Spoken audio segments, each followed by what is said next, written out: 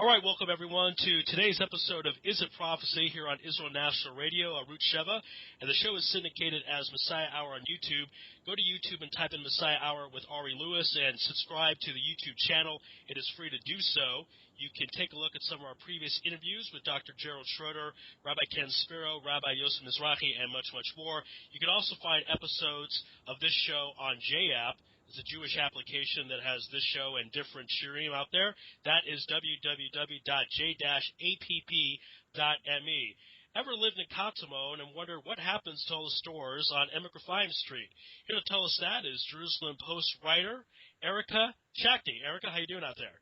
Hey, good. How are you, Ari? Doing great, and I'm very happy that you're writing this article about the stores on Emek Refaim Street. It comes out in the Jerusalem section this weekend's edition of the J Post. People have that. Now, one of the things that would strike out if people had to take a guess why that is rent costs. I want to know, is it that much higher to rent a store on that street of Emek Refaim as opposed to other places in Jerusalem? Well, I just want to clarify it's stores and restaurants, Okay. and it's also the in Jerusalem section of the Jerusalem Post. I heard conflicting things. Traditionally, it's been thought that it's a very prime real estate section, and so it's been very expensive to rent there. So people have tried to make a go of it. But unfortunately, like as I said in my article, with the declining popularity, some people like the owner of Cinnabon are saying it's actually cheaper to rent on Emek Refaim than it is in other places. However, on the other hand, the owner of Marvad Aksamim, which originally had a big restaurant, a sit-down restaurant on the corner of Rachel Imenu and Emek Refaim, moved to a small storefront where it's doing takeout, and then is now moving near Hamashpir in the center of town, where he said it's more affordable. So I think another nuance of this is also the landlords themselves. I heard whispers, I didn't include this in the article, but that certain landlords own a number of places, and they kind of drive up the rent, and that's what happened to Tal Bagels. It was a highly popular place, it was a hangout, people would go work there, and then the landlord saw that it was doing really well, so he just jacked up the rent to a point where it was untenable, and then they were forced to close. So there's that nuance as well. Okay, as far as the stores going out of business, because I know a lot of times when Israelis open a business that cater to Anglos, they have a struggle with customer service or certain things that Anglos want. Did you tend to find that as part of the reasoning why some of these stores go out of business? Absolutely.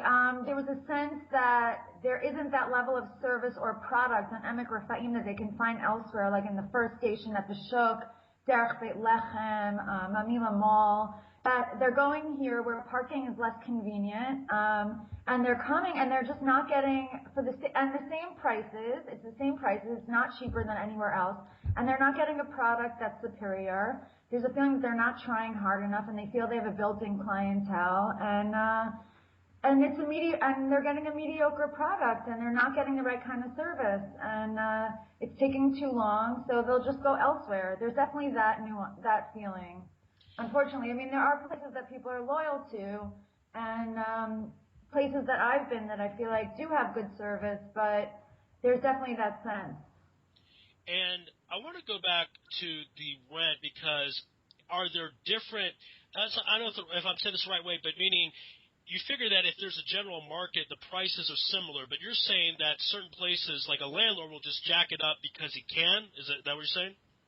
I think there is some of that. I mean, I'm not 100% sure. I didn't do this scientifically, but anecdotally, I know everybody was talking about when Tal Bagels went out of business and how unfortunate it was that the landlord just got very greedy, and it went up like, let's say, 4 times the amount than before. And they were forced to go out of business because of it. It just was unaffordable. And the landlord thought, okay, I have a captive audience. They love the place.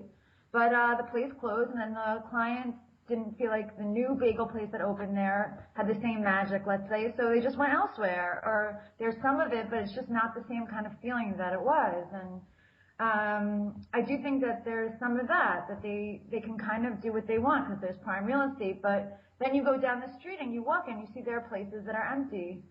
So is it working? I don't know.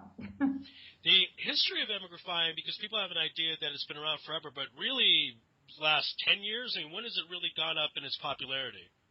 Well, one person that I spoke to said that it started to get really popular around, I guess, 2000 when the Intifada started, the second Intifada, and then people had to leave the traditional place that was popular, let's say the center of town, because they were concentrating bombings over there. So they came to Emek Refaim and they made places like Norman Steakhouse popular.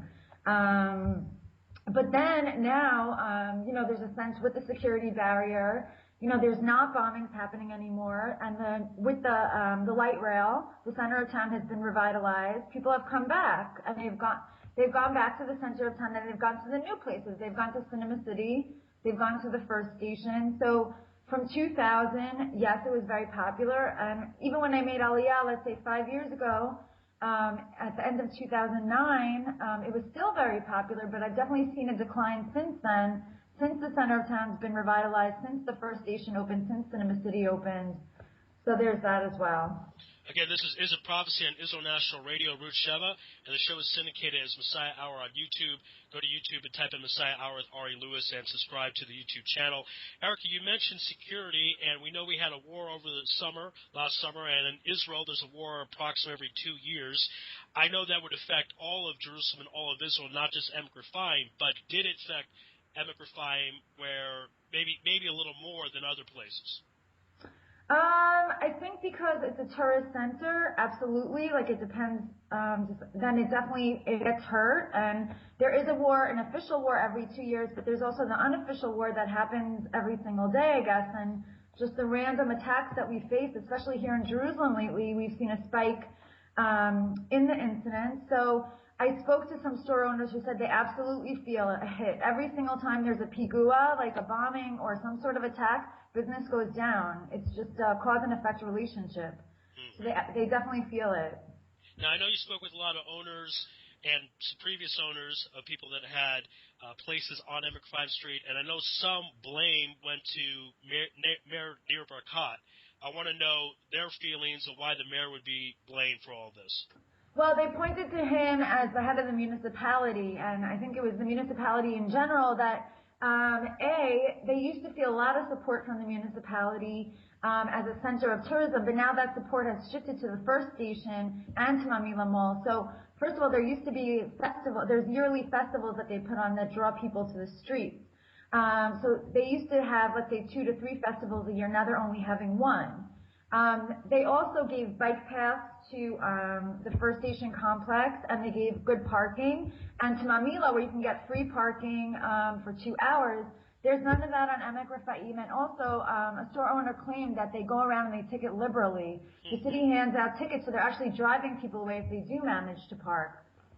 And then another store owner said that a lot of them are facing this special they got assessed with this tax beyond just Arnona. So even if they are managing to stay afloat by paying their Arnona, their rent, and like breaking even, they have this special tax, which they said is in the thousands of shekels, and they're just unable to pay it. I'm not 100% sure what this tax is for, and they didn't seem so clear on it themselves, but it was just levied by the municipality. So not only are they not getting the special attention, it's almost like they're somehow getting, I wouldn't say targeted, but they're definitely getting a few hits from the municipality. And let's talk about the Super Moshe. I've been there many times, and a lot of Americans like to go there because they have American products. But a friend of mine once said that it even costs money to breathe in the store, and that would hurt the community because, like, as you talked about in the article, they can go to Rami Levy. They go somewhere else that has much better prices. Do you find that, I guess it's what people have been doing. Rami Levy is a little farther away, but to save that amount of money, people, I guess, are willing to travel there. Is that what you found? Yeah, I mean, again, it's the car issue, so they'll just get in their car instead of driving to Emek Refaim. They'll go somewhere where they have parking and they get better prices, like these parking lots. There's no parking lot really for Super Mosheva, but also there's a sense that there's no real anchor on the street. Like, let's say a Rami Levy or a Super Sol Deal are now in Osher Ad by Hadar Mall, and which also has a Super Sol Deal and many other supermarkets. Then there's an anchor. This is somewhere that people will go regularly and go shopping, and then if they're there already, they'll patronize the businesses. But Super Mosheva, for the average person who makes I don't know what in Jerusalem, 6,000 shekels a month if they're lucky, they cannot afford to shop there for their regular items. You know, and that can get at like half the price, a third of the price at a regular supermarket. So they're not going to use Super HaMoshav as an anchor. I think it's more for people who want these specialty American products, or these Anglos who live in the area who are wealthy and don't mind spending the extra dollars for the convenience. But the average person is not going to go to Super HaMoshav. I know for myself, I live in the area, but I'll buy like a bag of milk because it's subsidized by the state, but that's as far as it goes. And they have good deals on wine over there sometimes, which I'll pick up, but I definitely will not use it as a regular supermarket. And as far as the street of Emek Refaim, what's different than, let's say, Ben Yehuda is there are also some residential places. I live in an apartment that was right on Emek Refaim. There's also the ICC Center. There's a synagogue there, and there's some other things. Does that have an effect? Because Ben Yehuda is a street that's pretty much all stores or shops to buy food or to buy touristy things, and Emek Refaim has some residential areas. So did you notice a difference in that respect between, let's say, Ben Yehuda and Emek Refaim Street? It's an interesting question. I didn't really think about it in terms of Ben Yehuda as a strictly shopping area. It's possible. I think it actually has a somewhat positive effect because now that the tourists have somewhat gone elsewhere for the various reasons, the restaurants that are doing okay are depending on their residents and their regulars, and they've cultivated a good relationship with the locals. So I think it does help actually that it's a mixed place, and that gives it some of its nice flavor too. That it's a neighborhood that people live in and they love and they care about. So let's talk a bit about the kosher aspect because of all the restaurants there. The only one I know that's not kosher, there's a McDonald's there, and they're open on Shabbat. It's the only place really in the area that's open on Shabbat, at least as far as I know. I want to know if that is a plus or a minus. You figure it'd be a plus, more kosher restaurants, the McDonald's would be a minus. Ben Yehuda has a few places that are open on Shabbat even. I want to know if that you thought was an effect. Maybe people, they see the McDonald's and they don't consider the area religious enough, or the other way, they say there's only one non-kosher place and they consider it very religious enough. So what were your thoughts on that? Yeah, I think it definitely has an effect. I think that there was a perception in the past that it was an edgy area, it was hip, it was trendy, it was fun, it was young, and that's changed. Like there were some tapas places that were more nightlife oriented that were open on Shabbat as well, and those all closed. Now secular Israelis don't really have an incentive to come there on the weekends, and then during the week they see it as kind of a fuddy-duddy Anglo-style place that's all kosher, and there's no real reason for them to come there even to the restaurants because they feel that why would they go to a kosher restaurant, which even the average average people find mediocre. And I think the reason that the area shifted is because of the increasing housing prices and the younger people, like let's say the younger people with families or students. They were driven out and they had to find housing elsewhere, and they were replaced by people who are older, who are Anglo, who have more money, and now there's a more Mahadran flavor to the street. So the average secular Israeli or young person doesn't feel that excited about going there. Also, another aspect, I've had this idea myself for years. A couple people approached me about starting some type of fun bar. There is kind of a bar, there's Burger's Bar, where you can get some alcohol, but really not a fun place like a karaoke place or some type of club. I want to know if you think that hurts the street at all, that there really isn't a fun place to hang out. Yeah, I think that the Burger's Bar even closed, and I'm not sure, but I think Cinnabon is where it used to be. They have the big location now where there's a restaurant on the other side of the street, a little bit further down toward Rechel Yemenu, but the actual kind of nightlife-y bar place closed. So, yeah, there's definitely that feeling. There's no real place to hang out. I mean, if you want to get food, but there's no bar. So if the city zones it and you're allowed to open it, I think it's a nice idea if you can make a go of it. You have a good business plan. They need that. They absolutely need it to draw people. If you can get a buzz going. Yeah, anyone out there listening, they want to give me some investment money, I'll do that. I'm interested. So call it Ari Louis's place on Emek. Again, this is It Prophecy here on Israel National Radio, and we're continuing the conversation with Jerusalem Post writer Erica Schachne. Now, Erica, we talked about the club aspect, and another weird thing about the streets, there's a lot of nuances, but there are three different, not supermarkets, but little stores. Actually, four, I believe. There's the SOS, then there's one at the other side of the street, then there's one in the middle, and then there's the Super Mosheva. So with that, there's 4 in a street that's not that big. I wonder if you thought that was strange to you.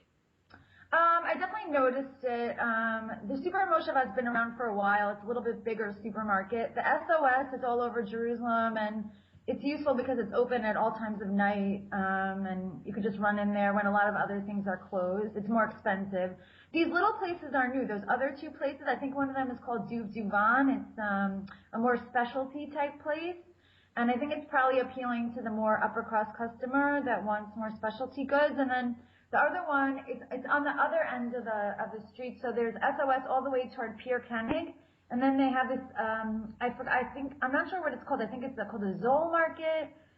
It's right next to Cinnabon, and it's on the opposite end, going more toward town. And I think it's appealing to the same clientele that wants a supermarket that's open, and they can get it all hours of the night. I didn't go in and check out prices. I'm not surprised, because I guess they feel like they can make a go of it, that's the kind of thing that people are going to want. They're going to want these kind of products. I don't know how well they're doing, and I'm not sure that the competition is hurting one or the other. I'm not 100% sure about that, but I would think they might do okay, because people do want those food products, and the tourists that do come to the street are not going to price things so carefully. So that'll be interesting to uncover, because these 2 little markets are fairly new. Let's see if they stay open. Right, and also another aspect, I was thinking that there is a lot of food areas and different even types that are very similar, but there isn't really a clothing place. I want to know if you have this straight, because Ben Yehuda, you can get clothes, you can get at least touristy clothes, you can get T-shirts or yarmulkes. There's not really a place like that, at least as far as I know of on Emek. I want to know your thoughts on that. Well, there are a few clothing boutiques. There's a lot of jewelry stores where you can get gifts. They have nice gifts. And there's one store I'm particularly fond of that's actually doing well. It's called Barbara Shaw. Okay. And you can get some very quirky gifts over there. I love to use it. So there is that, but it doesn't have that same reputation, I guess. But you can do shopping. That I don't think is hurting it. I do think that there is a perception of it as a mixed-use place, that you can do some some little crafty shopping. You can eat. You can hang out.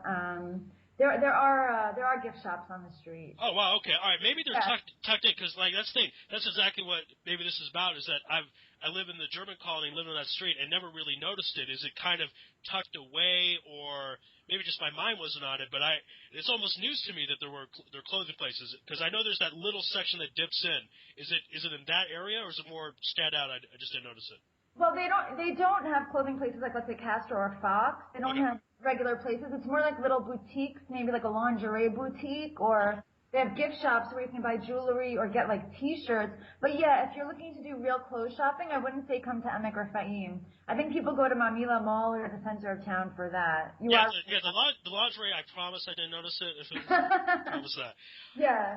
Again, this is a Prophecy in Israel National Radio. I like this article so much, the idea of it, and I want to know what exactly inspired you and sparked you to write about this topic. Well, I have to give credit to my editor, Nechama Vider, the editor in Jerusalem. She noticed there was an article that came out in Janglo a week before we decided to do it, and it was just talking about how exciting. There's all these new restaurants opening. There was the Cinnabon, there was Burrito Bar, there was Coney Island Knish, which I actually sampled yesterday and enjoyed very much. And then they were saying Marvatic Samim is moving, and Nest Patisserie is expanding into Marvatic Samim's old location. It was just going into all the different changes on the street. So Nechama said, why don't you investigate what's going on? And then I said, okay, let me see what's up with these restaurants. And then we uncovered the greater issues involved, that it's not just that there's some new exciting things going on, it's that there's constant shifting, restaurants opening and closing, and it's not very stable. And so we uncovered all the issues underneath it. And also I was thinking, the angle of the street, it's one street, it's not that big, and again, Ben Yehuda, you have the main street of Ben Yehuda, and then you have streets to the side, and there's kind of these outposts, and Emek doesn't really have anything like that, but can it really change that? Because if you're on Emek and you look left, it's all residential. If you look right, there's a graveyard, if you're right in the middle. So can they really expand? Is there anything they could do about it? I don't know. I mean, we'll see what happens. I mean, they do go out a little bit toward Rachel Imenu. That's where the Take Me Home takeout is, and that's where Marzipan Bakery is. But I'm not sure if it's a question of expanding out. I mean, they're going to have that big boutique hotel opening right by the first station. I think, though, if they have good places that people really want to go to, people will come and they'll stay. I think it's just a question of having good products on the street itself. And then people will come, and then there'll just be a general sense that it's worth going to. And it's actually very close to the first station, so people could start maybe seeing it as the two of them as together, like as an extension. Like you go to Emek Refaim, then you walk to the first station, or the opposite. So if they have that same level of quality, I think that can happen as well. I just think it's a question of getting an emphasis on quality rather than expanding out. They have to do the most with the space that they do have. All right, and again, great idea of the article. We look forward to coming out. Tell everyone, listen to the program, where they can read it one more time. Can they also read it online or just in the paper? You can find the link online, but it's in the premium section, so you'll have to pay extra to look at the full thing. But it's coming out in this weekend's Jerusalem Post in the cover story of the In Jerusalem section. Okay, so everyone be on the look for that and find out more about Emek Refaim, and if you have any ideas, pass them to me or Erica, and I don't know, we'll try to take credit for it. I'm not sure what we do. But yeah. It's a great idea because we both live in the area, so I'm sure, that curiosity's been among a lot of people for a long time, so I'm glad you're writing about it. Sure, I was happy to, and I really do want to see the streets begin to do well again and, revitalize it. It matters to all of us that we have this beautiful hub. It's a beautiful place.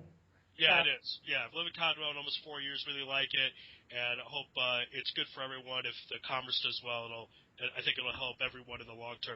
Erica, thanks for being on the program today. Really appreciate it, and congratulations on the article. We look forward to coming out this weekend, and everyone should read it, and hope it does very well. Thank you. Take care. All right, be well. All right, that was Erica Schachne, who's Jerusalem Post writer. This is a Prophecy on Israel National Radio. We'll take a quick break and have more on the other side.